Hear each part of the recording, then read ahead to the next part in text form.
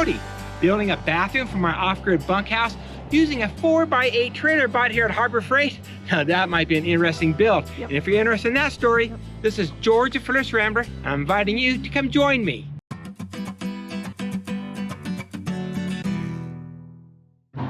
So let's get started with this part one of taking the trailer and building the bathroom out of it. We're going to go ahead and plumb it out for the shower, vanity, and of course the toilet. So let's go have some fun. Now, the property I have, the county doesn't allow you to build a restroom unless the building is larger than 600 square feet. Now, they did make me put a septic in there, and that septic is for a 3-bathroom cabin. And it is very fine. So we take our camp trailer up there, we park it, we put the septic onto it, it works really well. But I have several layers of places to park things. And one layer, or at least the top, I put in a shed, a 200 square foot shed in which I got all the paperwork approved.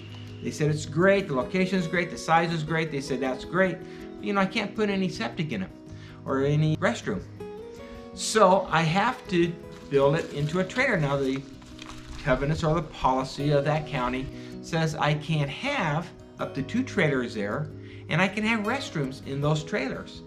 Well, here's a trailer, and I'm going to build a restroom on this trailer that people who are sleeping in tents can go over and use it, or if someone is in the bunkhouse or the shed and jump out of bed and need to use it, they're just going to walk out the door and go over to this trailer and use it, and there'll be a shower, a sink, and a privy. I think that's a great idea. It solves everything I need to worry about, and certainly within the policies and the covenants of the county we're in, and certainly the subdivision I'm in, it fits within that covenant. So that's the direction I'm going to go. So that's where I sit right now. That's a day's worth of work. I didn't want to go and do a video on how to put this together. It's pretty well straightforward by the manual, and there's a lot of good videos already out there, so I'd get 0 views. Just watch their videos, and it shows you how it's put together. And now I got a mess. I need to go clean it up before my wife gets back from work. While still here in that messy garage, I added some 2x4 pressurized treated wood over those metal braces to act as floor joists, and a 4x8 marine grade 3/4 inch plywood for the subfloor. No trick on this thing I'm just going to show you is that when I put this in here, if you're going to put a base in there, I had to put shims in here. Okay, so here's some shims, and that's because of that height right here. I wanted everything to be even, so the shims went in there too. And drilling these holes out was a pain in the butt, but I had to lay them all out. You can see the layout marks, get them lined up, drill them through, catch those holes. Then I had to countersink them, or counterbore them actually. And when I counterbored them, I got it ready for the flathead. So it says, why didn't I use carriage bolts? They may have been easier. Well, it's not easier in a sense because I want to use the power driver to drive these in, and I did have one carriage bolt right here, and I had to tighten that in by hand, and I just didn't want to do that, so I went with hex heads. I used my power driver to drive those in. And this project may not work out. It just might be a waste of money, and there goes $600 down the drain. Oh, literally, in my toilet down the drain. No, it will work out. I just have to now dig a trench for the piping, put the sewer line in to the septic, and let's see how it works out. In my garage, I went ahead and finished up the basics of the trailer. Enough to get started with my build. I hooked up my trailer and towed it up to the property and placed it behind the bunkhouse nearest one of my RV sewer hookups. I purchased some cement blocks to level out the frame and give it some strength, so it wouldn't rock and roll on us while we're in the bathroom. During this build, we decided to remove those axles and wheels. These can easily be put back on with just jacking up that frame and putting in 4 bolts. That's if we have to move it around the property again. With a little bit of help, we placed those blocks in the center and each corner of the frame. Now, we had to level it off and get it ready to plumb out that sewer line. Let's go ahead and lower that frame down and see if we're as level as we think we should be. If not so level, well, we can adjust it later. Looking good. Now I got that trailer in place, nice and level. I need to get that drain system in for that toilet, the lavatory, and the shower. I took some time and sketched out the drain system, then headed over to the box store to buy a crap load of piping and fittings. One of the important things about creating a sketch, you can create a bill of materials before heading off to that box store to buy all that you need, plus more.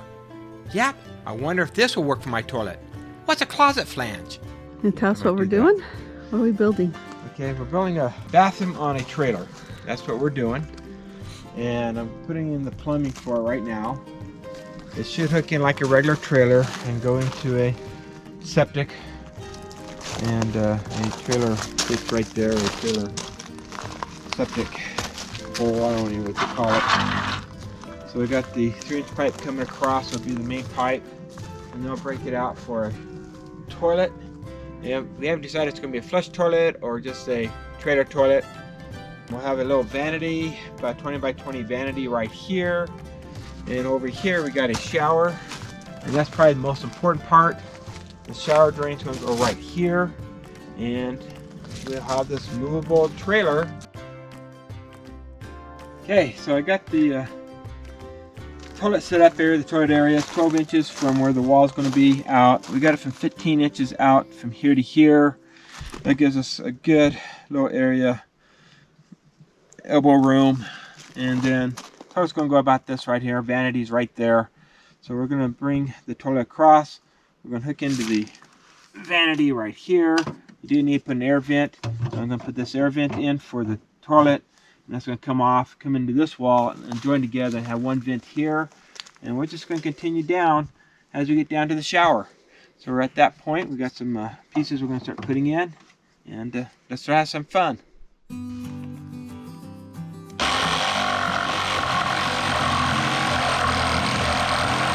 Now after fitting up that sewer system, now it's just time to cut some clearance and glue up the joints and pipes to that working design.